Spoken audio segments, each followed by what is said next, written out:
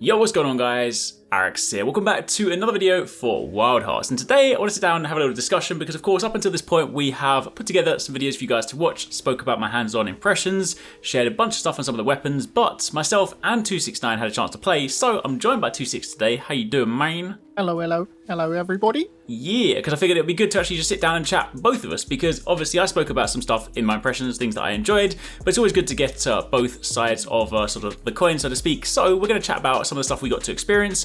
We got to play in multiplayer, which was of course a lot of fun because personally, for me, I feel like in these kind of games, that is where this stuff shines. So we just kind of want to sort of touch on that and talk about what we also hope to see. So if you guys do enjoy this, a like would be super appreciated. If you have missed any of the Wild Hearts coverage, there's a bunch of it on the channel you can check out. But yeah, let us begin. In fact, just before we do that, let's start with your initial thoughts, because of course we both went into this completely blind. We'd seen the trailer, didn't know what else to expect other than they're trying to, you know, create their sort of version of a monster hunting experience. So I really enjoyed what I played. But what do you think, 26? Like from your initial first impressions? It's one of those ones where you go in with like, as a Monster Hunter player at least, with the impression that the game's going to be dead because nothing's ever going to meet the levels of Monster Hunter. But I was like, for it was an enjoyable experience, and it wasn't like it was completely off from a Monster Hunter experience when I was like playing, which was like the surprising thing. It was pretty darn close to a Monster Hunter game. Obviously there are nuances that change how the gameplay feels from game to game, but in this one in particular, I felt like the core mechanics of like hitting the monster and having fun, like doing combos and stuff, was pretty close. So it was like an exciting experience, especially like trying out the new weapons. It kind of felt like in my head Monster Hunter with new weapons. Like if Monster Hunter had introduced new weapons and no one knew what they were doing, that's how it kind of felt. It didn't feel like I wasn't playing a Monster Hunter game. It just felt like I was playing with like new weapons, and all the stuff that I like were there.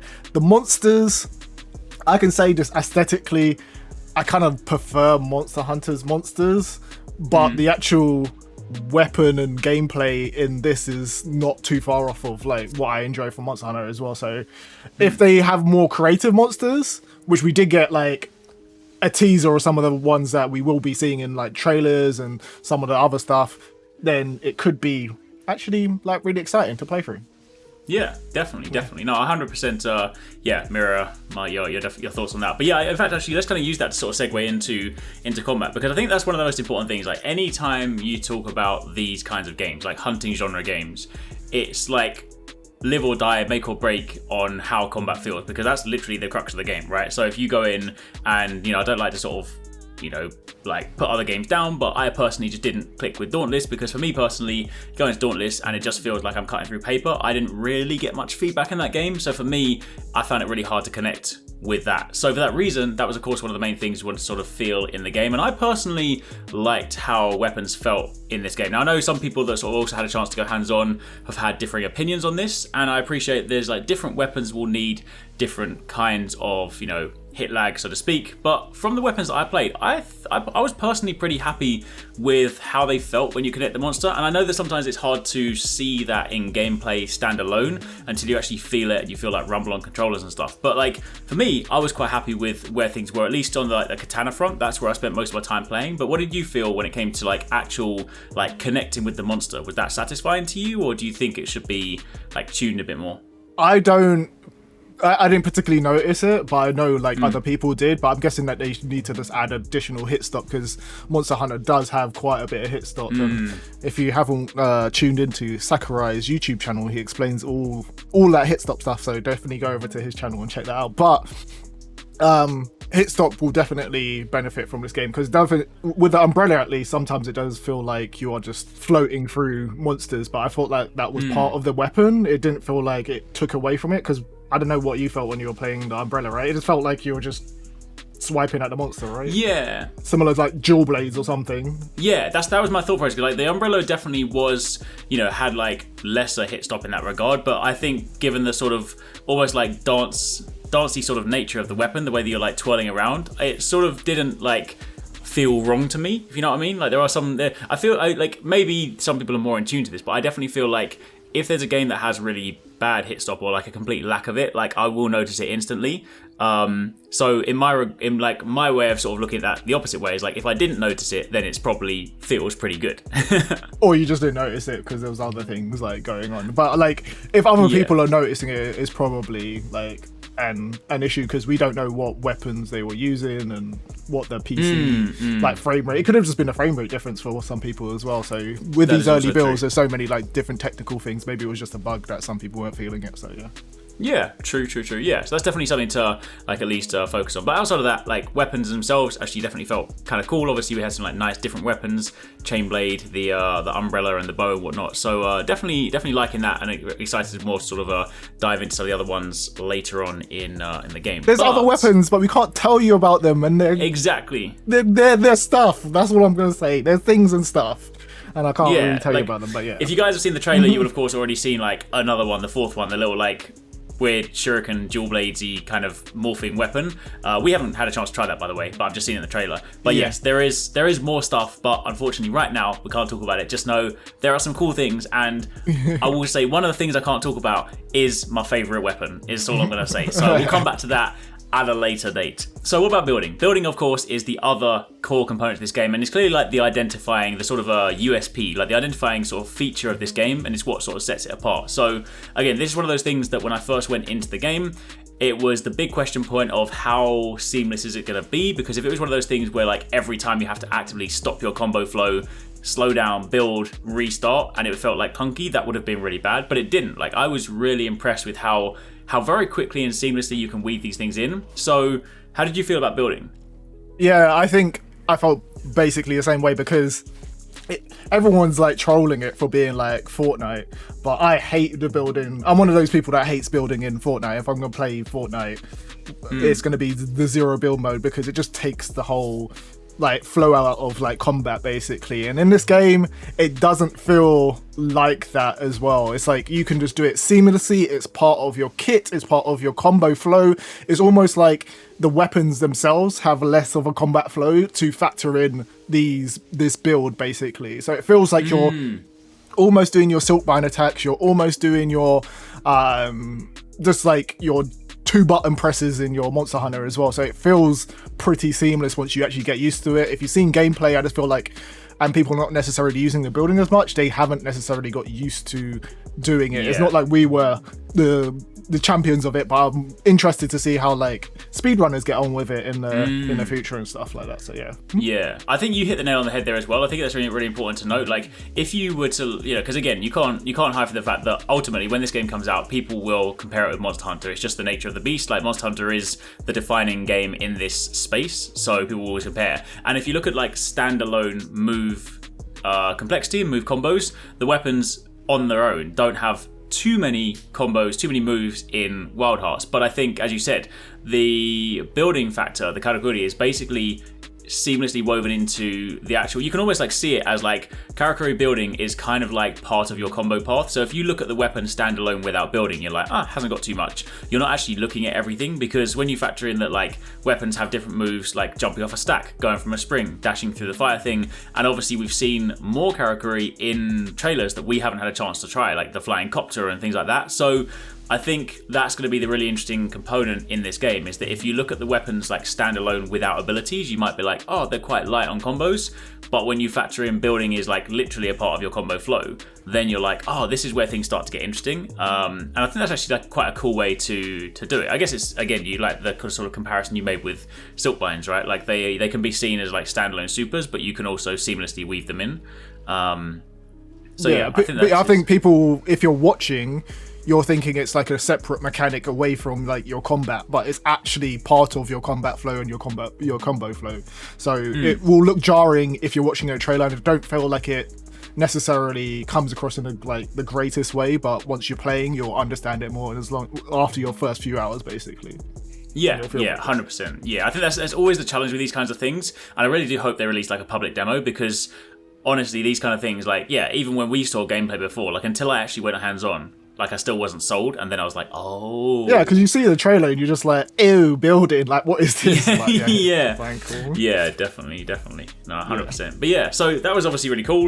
And then obviously outside of that, the third thing, so like in these games, you have weapons, you have gear, you have building, and then you have the monsters, the kimono. So again, like you kind of touched on it earlier anyway, like you said that, you typically sort of prefer the designs in Monster Hunter, but it could also just be that the stuff that we have fought so far is still ultimately the beginning of the game, and we fought like 3 monsters, so I guess you could kind of liken that to like the first 3 monsters, even though like King Tusk is pretty big, so by size you would kind of liken it to like a bigger boss cut type monster, but realistically we fought like the first 3 monsters you fight in Monster Hunter, which would be like a great Jagras or a Jaggi or like a Ludroth. So in that regard, we haven't sort of seen what this game has to offer in terms of complexity and difficulty and things like that. But how did you feel about like the ones that we fought so far? Like, so I don't know. Like, they were pretty boring in terms of like because they're based on like real world creatures. It's kind of like in Division, right? If you're playing the Division, you're fighting against military people. It's kind of boring compared to like say something like Destiny, where it's like over the top and it's like mystical because there's like space creatures and stuff like that. The actual combat itself doesn't fail from the monsters. There is not that many moves on the monsters compared to say something like Monster Hunter, but the actual fighting them feels enjoyable as well. They feel a bit more simplistic, but it's not like dramatically simplistic. It's an enjoyable experience to fight them. Like I like that the fact that they've added the fact that you can climb on monsters as well, and you can use the Karikuri, and the Karikuri features into like how you kind of deal with the monsters as well. So, but yeah, in general, I'm happy with them. But it wasn't like my mind was blown because it was a big boar, a fire raccoon, I think, and a squirrel. But I do like the whole concept of them building flowers and then being entwined with nature, because I felt like that was the most impressive part of it, and you need to lean into that more, like, and how that kind of factors into the spectacle of all these monsters and stuff. Yeah, definitely. No, I 100% agree with you on that one. Like, they were definitely like the visual side of it, where it's like their nature woven into it was like really really cool, and they definitely like looked cool in the environment. But yeah, the underlying monsters of the ones that we fought so far were pretty simple. But again, I would definitely like, it's always difficult because anytime we go hands on with these builds, like we try and talk about things based on our experience, but we have literally just scratched the surface. Like when you think about this in a typical monster hunting experience, I have no idea how many monsters there'll be, but like if you take like an average, I don't know, like Monster Hunter World or something, where it's like 20, 25 or like something monsters, you have. So we've only fought like the first few, so I sincerely do hope that the later ones we fight do have more mechanics, do have more complexity, and then maybe it's just that we kind of just basically just hit the punching bags of the demo. Yeah, because we've seen like really cool monsters in the trailer as well. Like we've seen the bird, we've seen like the wolf, and we've seen that big gigantic one. But when they have a limited moveset, what actually happens is, like in the boar fight, if you guys just watch the gameplay, you're putting down this big tower, which feels good to do, which the big wall thing, which feels good to do, but it's very telegraphed. But that could just be down to the level of monster that we are fighting. These might be like equivalent to low rank monsters with like really bad, like not really bad, but really like easy difficulty like moves and stuff like that. And 100%. We are seasoned players of these games anyway, so maybe it's just to get you warmed up in the demo.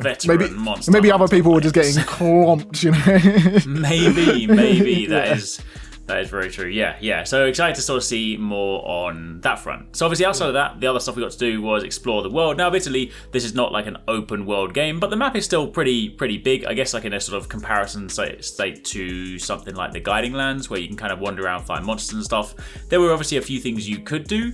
I personally like the world. I like the sort of the visual presentation of it. I like the sort of theme and setting. We know from like interviews that like in the full game there'll be like 4 distinct seasons. So obviously we kind of just saw like, I assume like spring, everything was like green and pretty sort of like similar in that regard. So I'll be interested to see how broadly the seasons affect the map. But Overall, like personally, I quite enjoyed like the world. Just, I mean, even though you're not exploring it in the same vein you would like an open world game, because that's not the purpose of it. But I did still like the sort of open nature, being able to like run around different areas, build like the towers to create shortcuts and stuff. Like, how did you feel about like the open world, or did you just find it was more like an unnecessary? The open world and the presentation of it were like one of the strongest points of the actual game. I feel like it looks really beautiful, the actual world to walk around in, and I like the mechanics of like how you build the dragon curry, right? Is that what it's called? Yeah, that's it. Yeah. To kind of locate monsters or aid you around the map as well. And once you get used to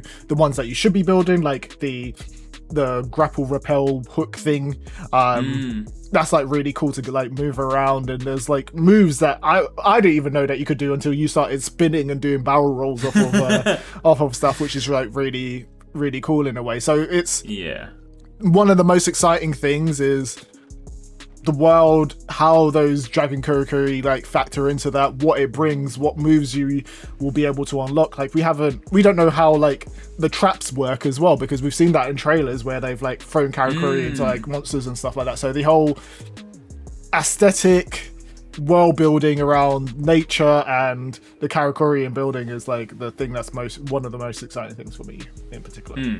Yeah, 100%, definitely. Yeah, and we obviously only got to scratch the surface because when we looked at the map in the game, there was obviously like areas we couldn't get to. So I'll be interested to see just how large it is.